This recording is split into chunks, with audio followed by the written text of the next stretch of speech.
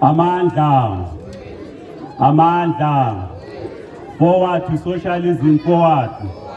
Forward to socialism, forward. Forward to international solidarity, forward. Forward to international solidarity, forward. Amandla. Thank you, Comrade Director, the General Secretary of the South African Communist Party, Comrade Soli Mapaila, the first Deputy General Secretary of the party, Comrade Madala Masugu, the second Deputy General Secretary of the party, Comrade David Masondo, members of the Central Committee of the South African Communist Party, the first Deputy President of COSATU, Comrade Mike, the entire COSATU leadership represented here, the Ambassador of Palestine and the other ambassadors who are here. Greetings to you, comrades. We bring revolutionary greetings from the Central Committee of the Zimbabwe Communist Party, which was elected on the 19th to the 21st of December 2019 in Zimbabwe. We are pleased to participate in this occasion where we remember the revolutionary role played by the Russians to bring about socialism in that part of the world. Comrades, worldwide in Africa, we are facing a major change. We cannot exactly predict in which direction that change will go. But what is certain is that the Washington Consensus, monetarism, and the neoliberal agenda are in a state of collapse. Here in South Africa, we are going through load shedding. I'm not sure here whether we've had load shedding today, but load shedding is precisely because the concept of state planning was abandoned. In Zimbabwe, in 1980, we abandoned state planning. The African National Congress in 1996 abandoned state planning and introduced the neoliberal agenda, which the South African Communists characterized it as a class project. In Zimbabwe, we abandoned state planning and in 1991 introduced what we call Economic Structural Adjustment Program. Instead of state planning and the building of infrastructure, every individual, including our youth, were encouraged to become entrepreneurs. In Zimbabwe, post-liberation, we embarked on a program which in South Africa you call Black Economic Empowerment. In Zimbabwe, we call it Indigenous Empowerment, but they are not different. It's all about building a black capitalistic class.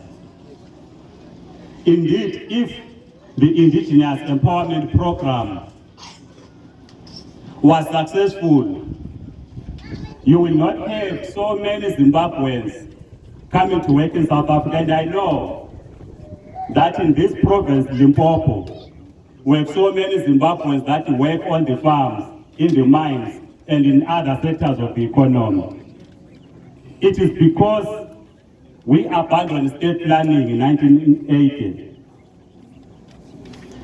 Let us look into neoliberalism, comrades.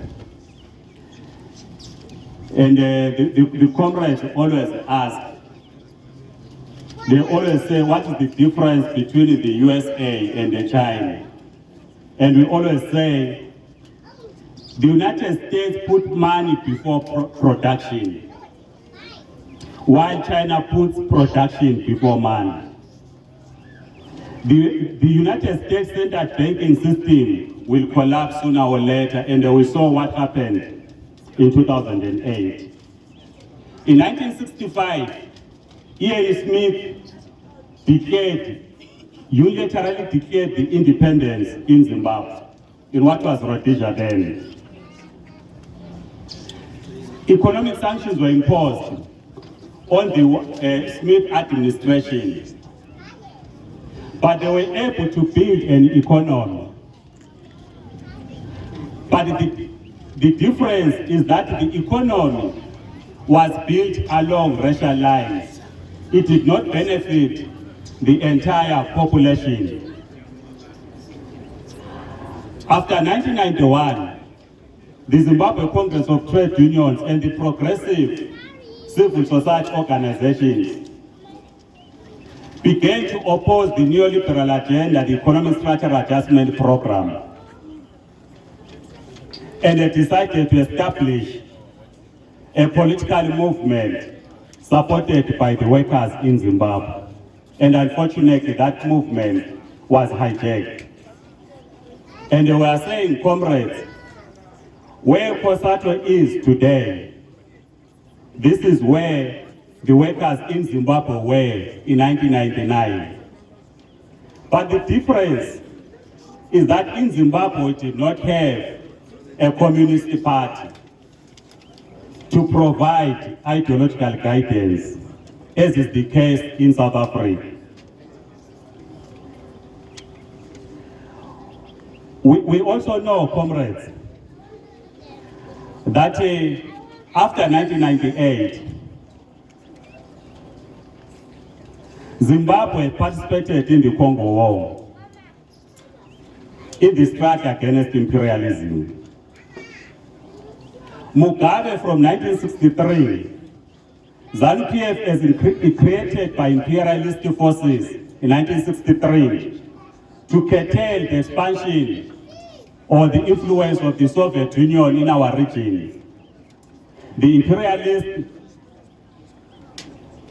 had to split the liberation movement ZAPU in 1963 and created ZANU as a project of imperialist forces. ZANU became a darling of the imperialist forces, political power handed over to it in 1980 until in 1998, when the imperialists turned against the ZANU-PF government. Because then President Robert Mugabe went to defend Laurent Kabila in the Democratic Republic of Congo in the fight against imperialism. The United States had used Uganda and Rwanda as proxies in the war in Congo.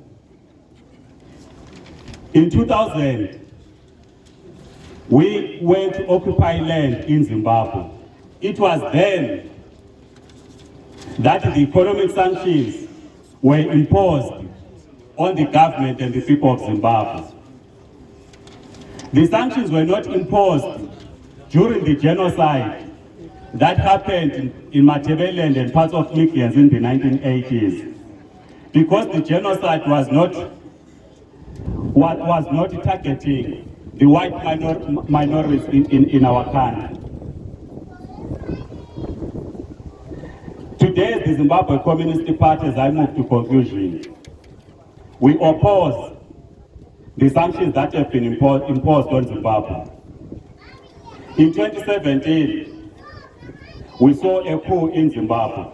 And as the Zimbabwe Communist Party, we say, we will judge the government of Emerson Mnangagwa on simple on three things. One, the interests of the working class and the peasants. Two, the rebuilding of the shattered economy. Three, the implementation of the constitution in Zimbabwe adopted in 2013. It has failed in all fronts. As I sit down, comrades, we call on you to give solidarity to the workers in Zimbabwe, particularly the leadership of the amalgamated Rural Teachers Union, who are charged over murder in Zimbabwe. Amandla.